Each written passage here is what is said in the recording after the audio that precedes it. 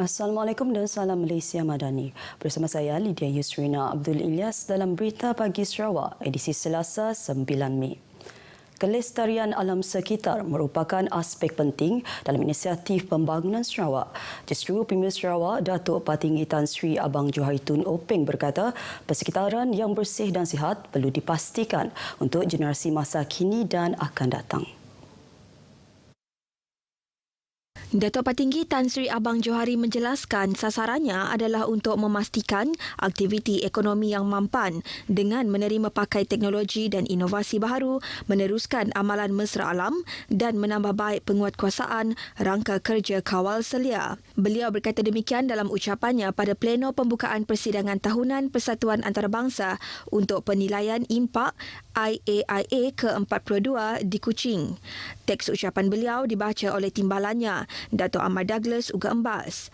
Premier turut melahirkan rasa gembira kerana persidangan tersebut memasukkan sesi diskusi dan forum bagi membincangkan tentang kelestarian alam sekitar dan sosial, penilaian dan pengurusan kesan perubahan iklim dan cabaran utama dan trend masa depan untuk alam sekitar, sosial dan tadbir urus atau ESG, selain amalan pelaburan impak untuk tahun-tahun akan datang. Tambahnya, topik tersebut akan memberikan banyak wawasan baharu kepada inisiatif pembangunan Sarawak. Lebih 600 delegasi menghadiri persidangan selama 4 hari itu yang pertama kali diadakan di Malaysia. Timbalan Premier Dato' Amar Awang Tengah Ali Hassan semalam menghadiri mesyuarat Mineral Negara kedua yang diadakan Putrajaya. Mesyuarat yang dipengerusikan Timbalan Perdana Menteri Datuk Seri Fadilah Yusof turut dihadiri Menteri Besar dari Negeri seluruh Malaysia.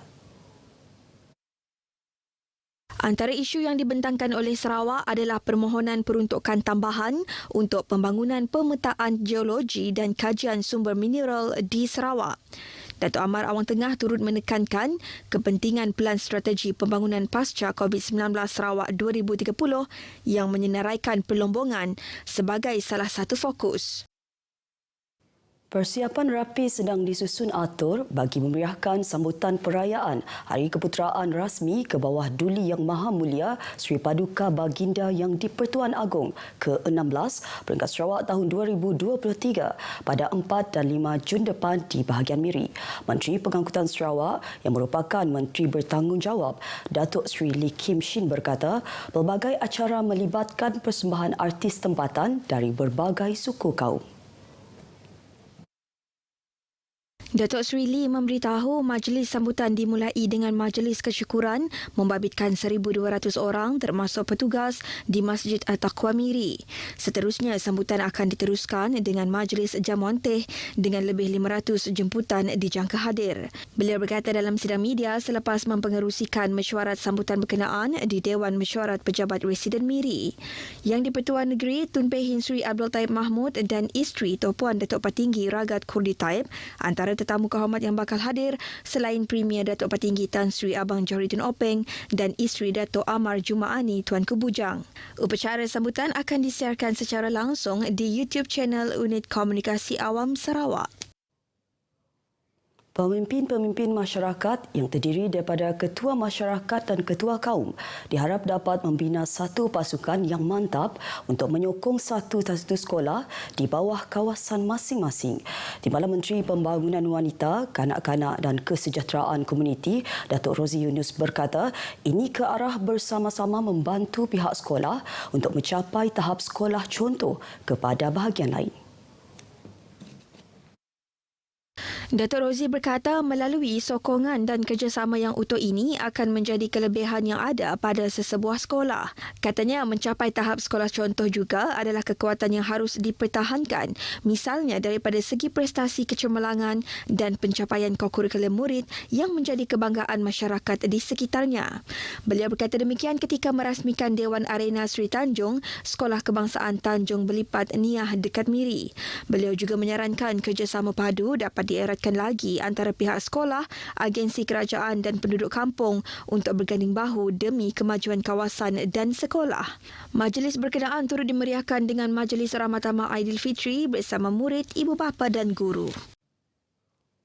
Usaha berterusan diambil oleh kerajaan bagi menggalakkan lebih ramai belia mencuburi bidang keusahawanan menerusi penganjuran program Young Entrepreneur Startup atau YES di seluruh Sarawak. Namun begitu, Timbalan Menteri Belia, Sukan dan Pembangunan Usahawan Dr. Ripin Lamat menyatakan antara stigma negatif penyebab belia Bumiputera enggan mencuburi bidang keusahawanan adalah persepsi untuk makan gaji, kurang sokongan keluarga selain takut berdepan risiko.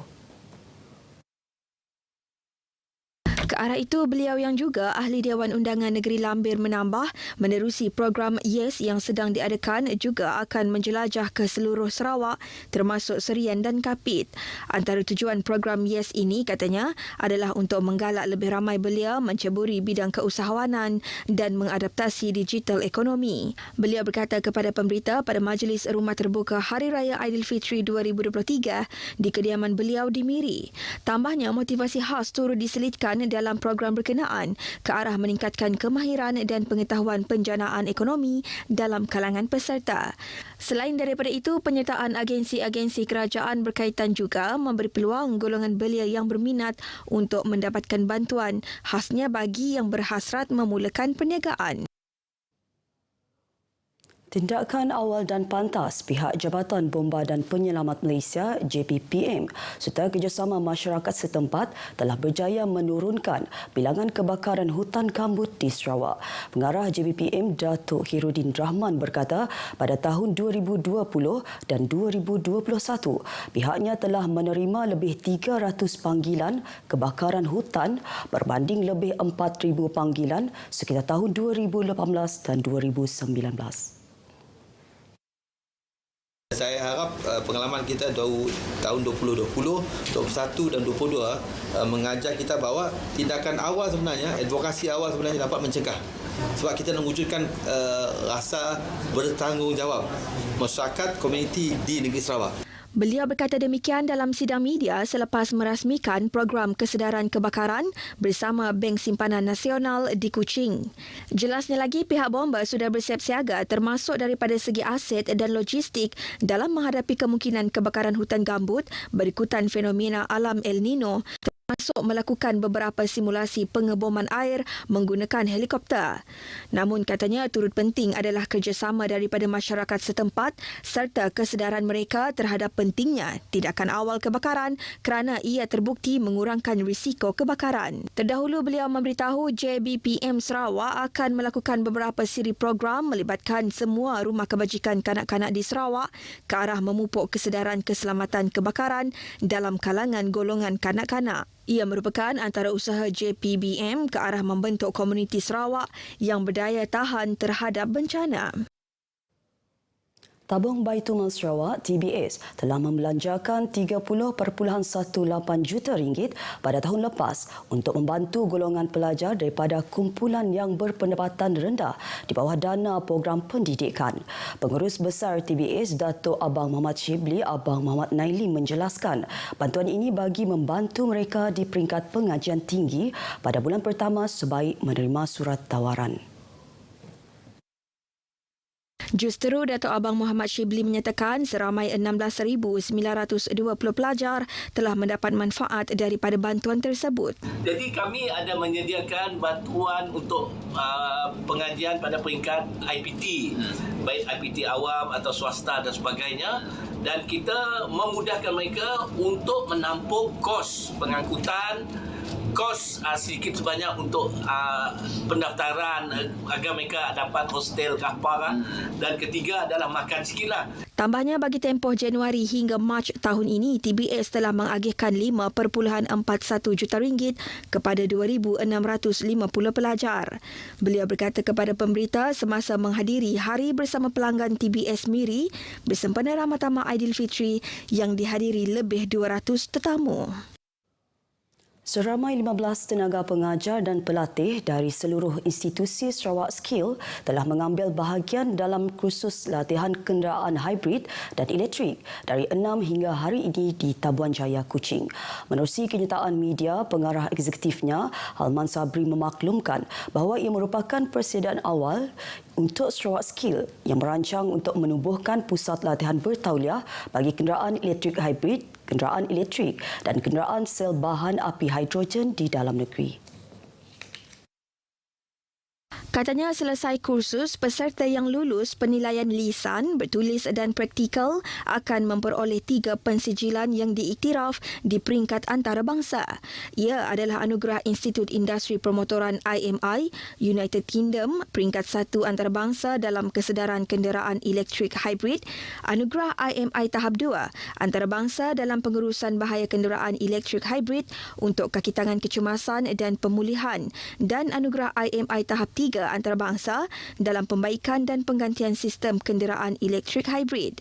Beliau turut mendedahkan Sarawak Skills juga akan menubuhkan kolej latihan automotif lanjutan di Kuching yang juga akan menampung penyelenggaraan kenderaan sel bahan api hidrogen. Laman web saratesh.my atau Sarawak Heritage merupakan platform e-dagang kraft pertama Pusat Kecemerlangan Teknologi Sarawak Sentex Komersial. Ia bagi mempromosi produk warisan Sarawak yang dihasilkan sepenuhnya oleh pelajar atau pelatih Sentex, komuniti usahawan tempatan dan penghuni penjara Puncak Borneo di bawah program Tenunan Songket Malaysia Prison Department My Pride.